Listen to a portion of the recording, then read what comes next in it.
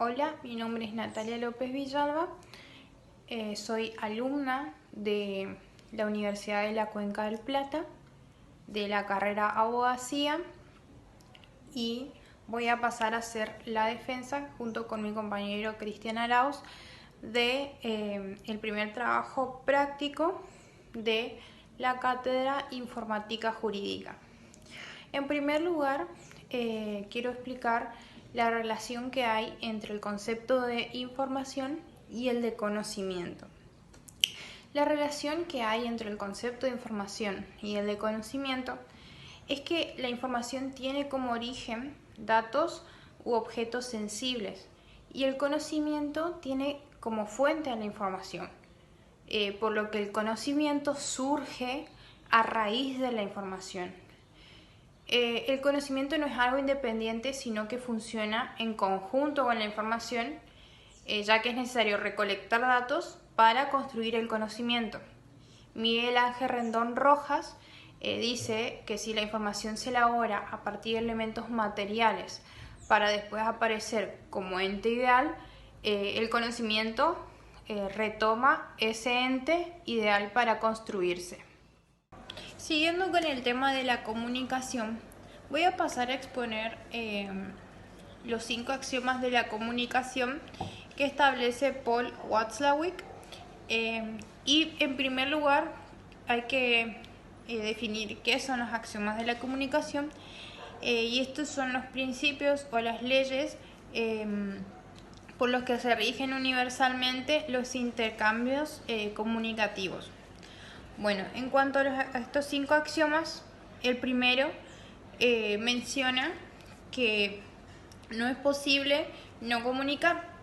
Esto quiere decir que los individuos nos comunicamos en todas las situaciones sociales y que aunque no haya palabras de por medio, también se comunica. También hay que mencionar que las conductas que son tanto verbales como no verbales son de carácter comunicativo y las personas no pueden no realizar esa conducta. El autor en cual nos basamos comprobó que el contenido de mensaje no es decisivo para la comunicación, sino que lo decisivo es el cómo, es decir, la relación con la otra persona. Entonces, ser consciente de esta relación conlleva una comunicación a través de la comunicación, es decir, una metacomunicación que consiste en comunicarse a través de la comunicación, lo cual es una condición indispensable para una buena comunicación.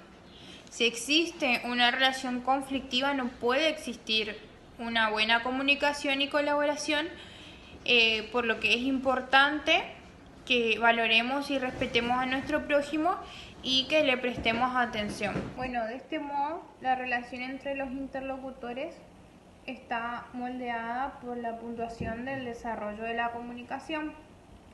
En este caso, cada persona que comunica percibe la propia acentuación de las consecuencias de los hechos.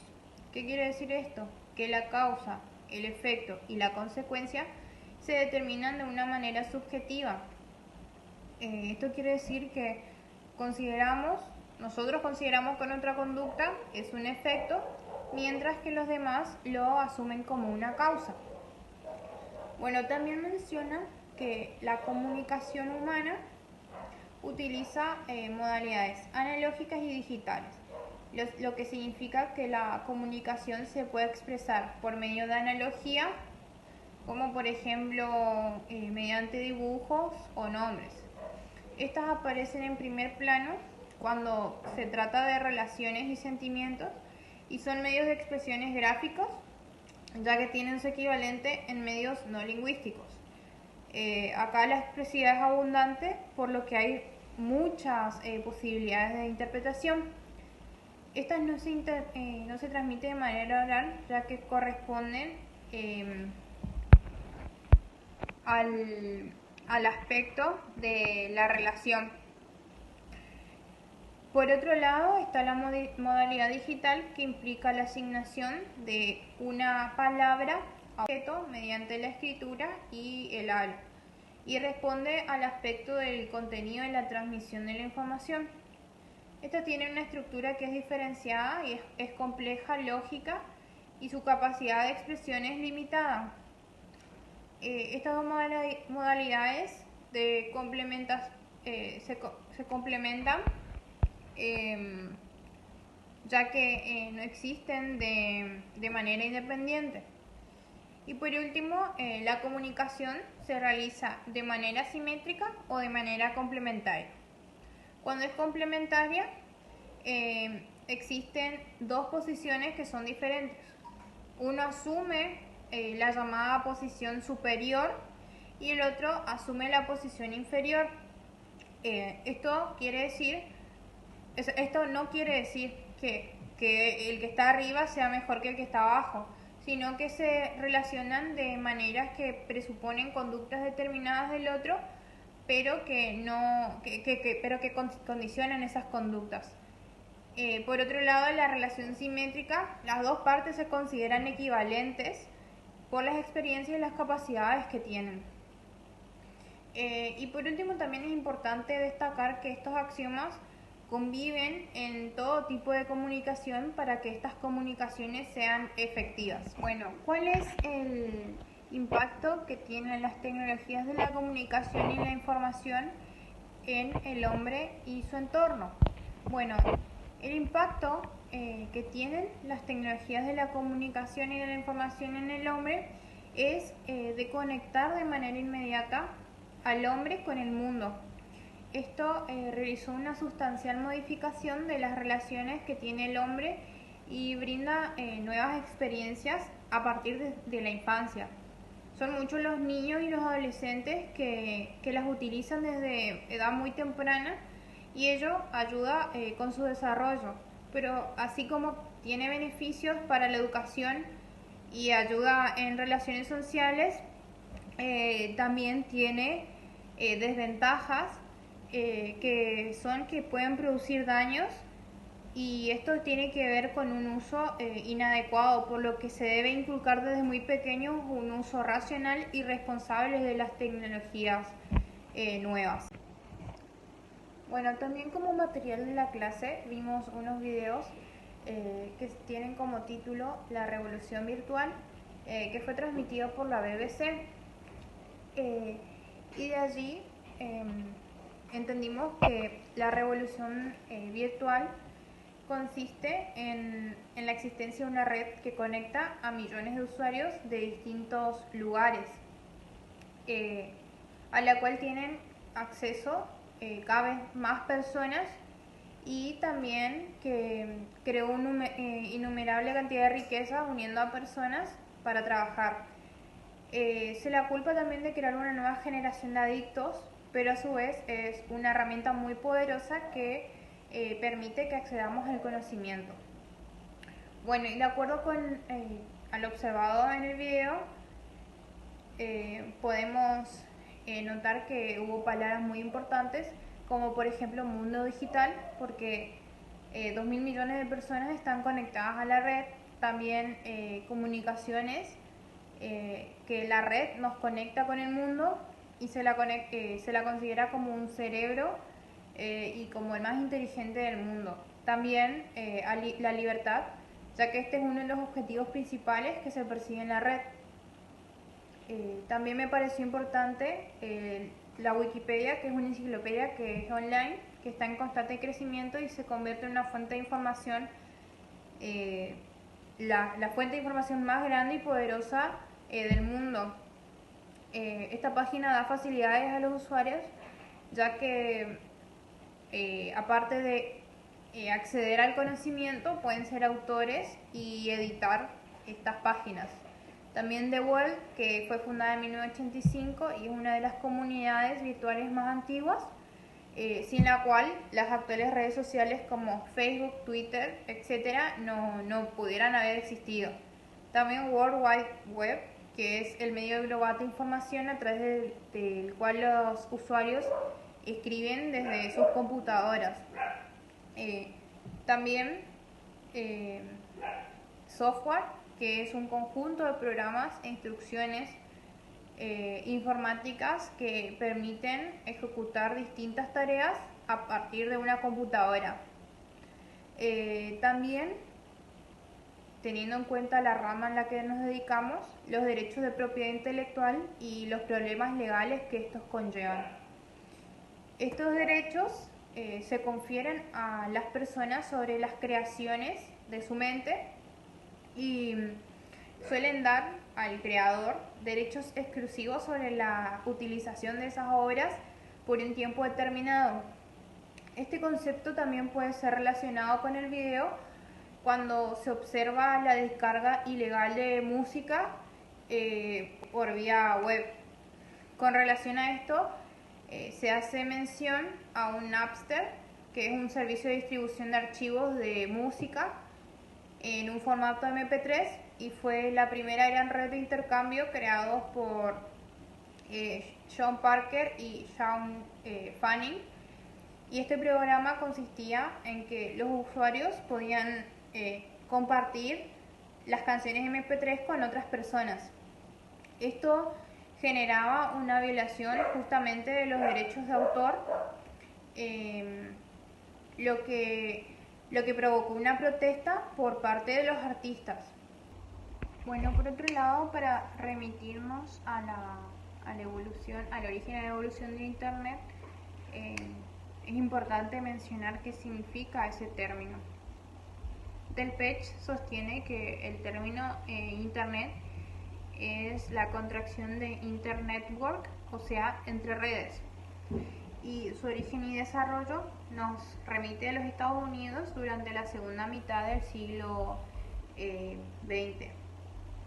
Se remonta más o menos a la década de 1960 dentro de ARPA, que hoy se llama DARPA, como respuesta a una necesidad de esta organización de buscar mejores maneras de utilizar sus computadoras de ese entonces, pero se enfrentaban al problema de que los principales investigadores y laboratorios deseaban tener sus propias computadoras, lo que no solamente era muy costoso, sino que provocaba una duplicación de esfuerzos y recursos.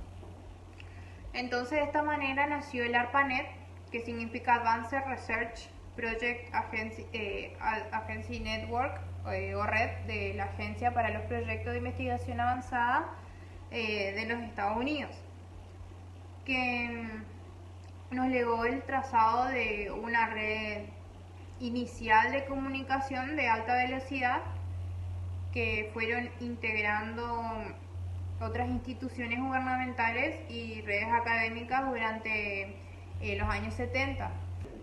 Posteriormente, en 1990, el CERN creó el código HTML y con él el primer cliente, que fue el World Wide Web. En la imagen, el código HTML con sintaxis coloreada. En el CERN de Ginebra, un grupo de físicos que fue encabezado por Berners-Lee creó el lenguaje HTML, que fue basado en el SGML. Este equipo también construyó el primer cliente web, que se llamaba, como dije, World Wide Web, que es el www que vemos, y el primer servidor web. Después, a principios de los 90, con la introducción de nuevas facilidades de interconexión y de herramientas gráficas simples para el uso de la red, se inició el auge que actualmente conocemos del Internet. Y este crecimiento masivo trajo consigo el surgimiento de un nuevo perfil de usuarios, que en su mayoría son personas comunes, no ligadas a sectores académicos, científicos y gubernamentales. Esto ponía en cuestionamiento la subvención del gobierno estadounidense al sostenimiento y a la administración de la red, así como la prohibición existente al uso comercial del Internet. Los hechos sucedieron rápidamente y para el 93 ya se había levantado la prohibición del uso comercial y se definió la transición hacia un modelo de administración que no fuera gubernamental, que permita la integración de las redes y proveedores de acceso privados. En el 2006, en enero del 2006, el Internet alcanzó los 1.100 millones de usuarios. Eh, la cantidad de navegantes aumentó significativamente a la actualidad, y el resultado de esto es que lo que experimentamos hoy en día, o sea, la transformación de lo que fue una enorme red de comunicaciones para uso gubernamental, que estaba planificada y construida con los fondos estatales, y evolucionó en, en una mirada de redes privadas que están interconectadas entre sí. Y actualmente esta red experimenta todos los días la integración de nuevas redes, de nuevos usuarios, extendiendo su amplitud y su dominio al tiempo que surgen nuevos mercados, tecnologías, instituciones, etcétera, que aprovechan este medio, y su potencial apenas está siendo descubrido actualmente. Falta mucho por descubrir. Bueno, con la informática nace también el derecho informático, que es un conjunto de principios y normas que regulan los efectos jurídicos de la relación entre el derecho y la informática. Esta actividad involucra lo que sea referente a la contratación informática, también a los delitos cometidos mediante su uso, también lo que son las relaciones laborales, a que da lugar litigios sobre la propiedad de programas o datos, etc. Los conceptos de tecnología y de sociedad de información son antecedentes necesarios de este derecho informático, con la finalidad de regular el comportamiento en un ámbito que es tecnológico. Y actualmente el derecho informático no es muy específico en sí, sino que lo abordan las materias de derecho penal, de derecho civil y de derecho comercial. Desde la aparición de la computación como un fenómeno, ha sido benéfica en distintas áreas de la ciencia y de la cultura, debido a las tecnologías de la información y la comunicación. Estas producen intercambio de información. Sin embargo, la aparición de actos delictivos a través de la informática devino la creación de esta rama del derecho. El derecho informático se clasifica en informática jurídica registral por un lado e informática jurídica operacional por el otro. Esta primera es la rama de la informática jurídica que se ocupa del tratamiento de la información en todo tipo de registros jurídicos, ya sean públicos o privados, con el objeto de facilitar a los usuarios datos fehacientes con rapidez y facilidad de acceso. Algunos ejemplos de esta especialidad son las búsquedas de los registros patrimoniales, como por ejemplo el registro de la propiedad inmueble. Por otro lado, la informática jurídica operacional se ocupa de facilitar la actuación y el funcionamiento de las oficinas relacionadas con el derecho, tanto a nivel público como privado, y fundamentalmente automatizando los procedimientos o las actuaciones homogéneos o similares que se repiten habitualmente, la utilización y la optimización de listados para emitir instrucciones al sistema informático que realicen la misma acción en distintos expedientes o en unidades de información, registro de los movimientos de estos, etc. También son ejemplos de esta especialidad programas informáticos de gestión judicial o estudios jurídicos, y también las aplicaciones del ámbito administrativo. A la informática jurídica documental se la puede describir como la rama que se ocupa del análisis de la información que se encuentra contenida en documentos jurídicos, para la formación de bancos de datos documentales. Se trata fundamentalmente de la aplicación de técnicas informáticas a la documentación jurídica en los aspectos referidos al análisis, archivo y recuperación de información contenida en legislación, jurisprudencia, doctrina o cualquier otro documento que tenga contenido jurídico relevante. Esto también comprende el análisis documental, o sea, el conjunto de ejecuciones que son realizadas para representar el contenido de un documento de una forma que es distinta a la original, con el fin de facilitar su consulta o su búsqueda en un momento posterior al almacenamiento de esa acumulación de documentos. Y la informática jurídica, por su parte, es la informática que se pone al servicio del derecho para poder así mejorarlo y hacerlo más moderno de manera constante.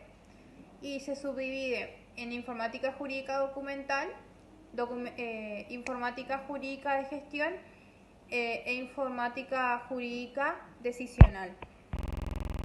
La informática jurídica de gestión es la rama de la informática jurídica que se ocupa de organizar y de controlar la información jurídica de los documentos, expedientes, libros, etc., mediante la aplicación de programas que son de administración y que permiten crear identificadores o descriptores para clasificar o para la clasificación de dicha información.